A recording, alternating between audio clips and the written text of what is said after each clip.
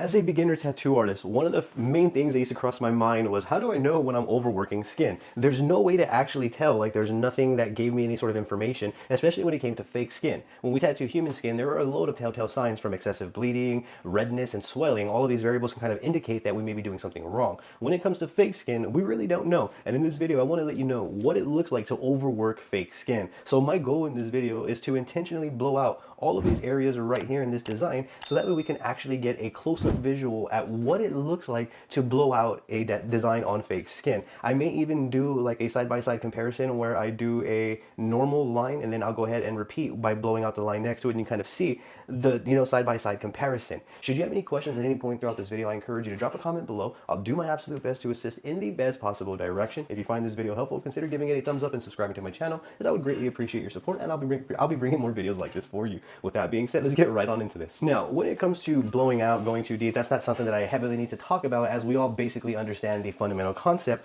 of blowing out and going too deep. Now, in this video, let's go straight into the demonstration. You can see I'm using a sheet of real skin, fake skin right here, MusoToku Mercury M1 tattoo machine. I'll be leaving my Amazon affiliate and other affiliate links for you in the description below to the gear featured in this video, so you can check it out on your end. I'm working with a fake skin that's not necessarily the thinnest. This is actually a thicker fake skin right here, so this should be a challenge to blow out. It shouldn't be easy to be blowing out skin this thick. Let's go ahead and begin by blowing out these lines right here. I'm going to blow out the eyes, and then we can go ahead and do some correct lines, do some side-by-side comparisons, so we can actually see what overworking fake skin looks like. So starting right here with this little line. So overworking fake skin would look like this.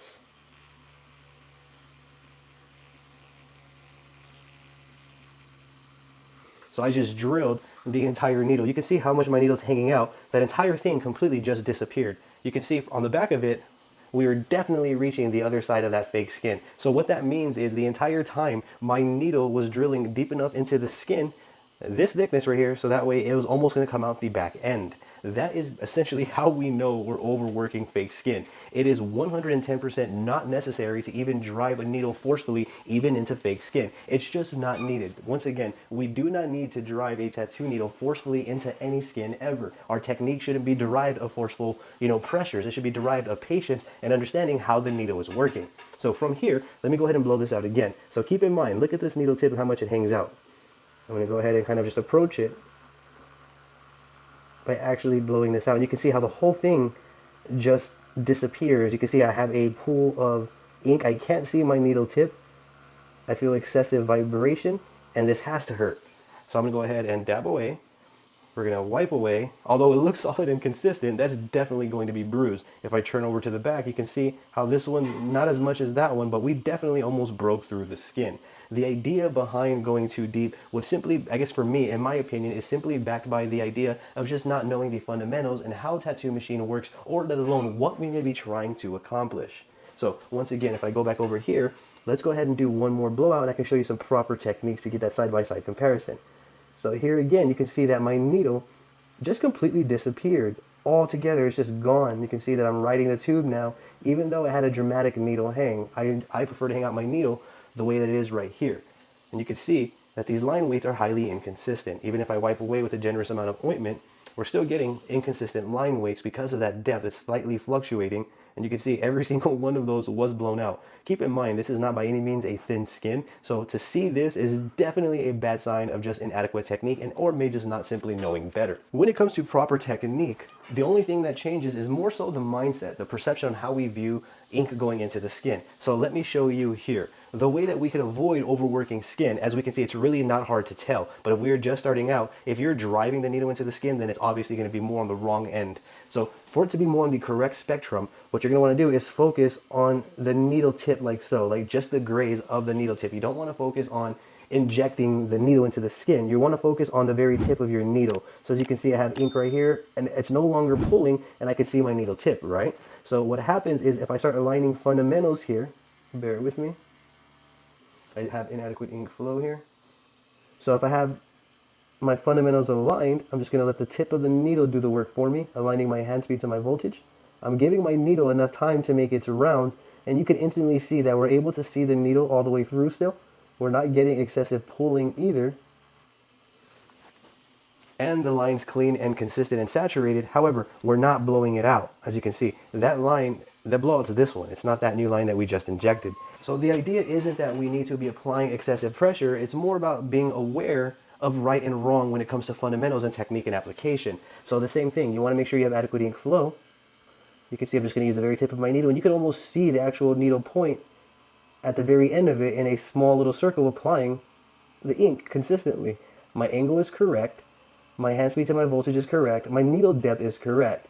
I am moving slower, but that's because I'm giving all 7 needles enough time to deposit the ink in a clean, solid, consistent manner. But I'm also running at 6 volts, a lower voltage. I'm not at 7 or 8, so therefore I can move slower. I feel more comfortable running at a lower voltage just because I can run slower, which makes me more prone or less prone to making mistakes. So that's the reasoning behind my setup here and why I choose to run at a lower voltage.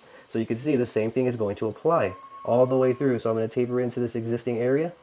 You can see even with the skin bouncing, I'm going to give my needle enough time to make its rounds without forcefully pushing. We could even still see my needle as well, the entire thing, so it's not being forced into the skin.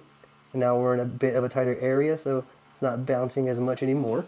But you can see that we're still getting consistency even with that much bounce with this sort of technique. Although it's not perfect right here, we're still getting far better results than simply driving the needle into the skin. So if I go back and I hold this area down, and I just go back with the tip of the needle, it allows me to deposit the ink cleanly. So you can see that this right here is proving the point that we don't need force to deposit clean lines. We need the ability to understand how the needle's working. We need to give the needles enough time to make their rounds to be able to even deposit the ink in a clean, solid, consistent, saturated manner for whatever needle size we chose. All the way through, as you can see. Here's another and another.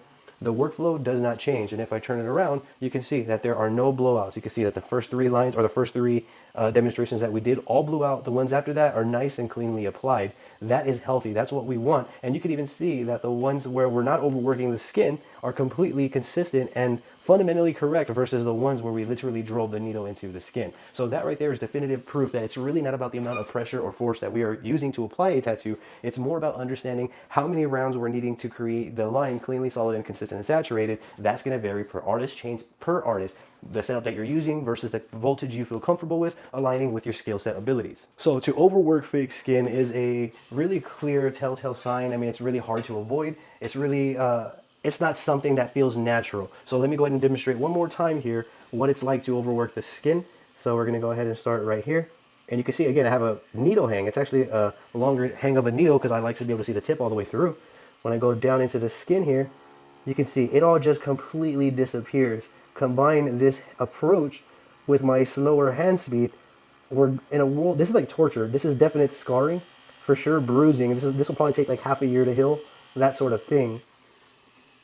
And then it'll have textured healing and raising, and you can see each time it's coming out like that. So this right here is more than likely what we may be experiencing as a beginner. However, it's going to take time to develop into knowing what is overworking and what isn't. I do explain this more in my tattoo book called the Fundamental Tattoo Handbook. The Fundamental Tattoo Handbook is now available on Amazon and Barnes & Nobles. Head on over to Amazon.com or Barnes & Nobles, type in Daniel Yuck or the Fundamental Tattoo Handbook and you will see it pop right on up. In this video, I do custom illustrative art that I use to illustrate and get my points across in a fun and memorable way to make the learning process smooth, more fun and enjoyable, but more importantly, memorable as well. It is now available once again on Amazon and Barnes & Nobles under the name the Fundamental Tattoo Handbook.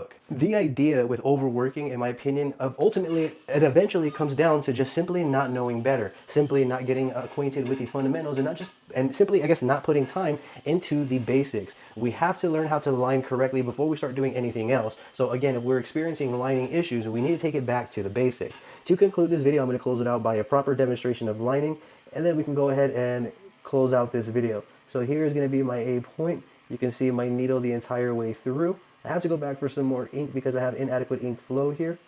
And there we go. I'm not driving the needle into the skin. I'm not overworking it. I'm moving at a very clean, consistent pace that matches my skill set and technical abilities. You can see the needle doesn't get driven into the skin either. Here we have bouncing. Excessive bouncing here now, and it's very difficult to actually see the tip, but I'm going to feel it through here. I don't expect perfection here, but I feel confident that we didn't get to that blowout stage.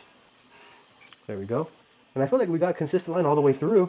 with no blowouts, considering how much that was actually bouncing around. So you can see gradually throughout time, we're going to be able to improve and even overcome obstacles like that. If I wipe away, you can see that that came out clean, solid, and consistent, neighboring all the other lines around it. That's exactly what I wanted. And that area was really flapping around on me. It was almost impossible to see my needle tip. I just kept that feel all the way through, stuck with it, and trusted the process, and I yielded these results. Eventually, that's where we want to grow into. Those pockets of being able to feel right and wrong when we're applying the lines is going to be gold for us. But this is how we know if we are overworking the skin. Every time we pull a line, wipe away. If they're neighboring one another well and they're matching the line weight that you chose, you're on the right track. Turn it over to confirm. If you're seeing this, a lot of blowouts every single line, that is bad. You may see like a little faint outline, obviously, because we're putting ink into the skin. However, it should never be able to be seen like this. You should not be able to see it prominently. You have to kind of move it around to see the work that you did on the other side. So if you're applying it correctly on fake skin and you're not overworking fake skin, you shouldn't be able to see the results on the back. Now, that'll be it for this one. Should you have any questions, I encourage you to please drop a comment down below. I'll do my best to assist in the best possible direction. If you found this video helpful, consider giving it a thumbs up and subscribing to my channel, as I'll be bringing more videos like this for you. With that being said, I appreciate you, your time, and your support. Thank you very much for watching. Hope you have a great day.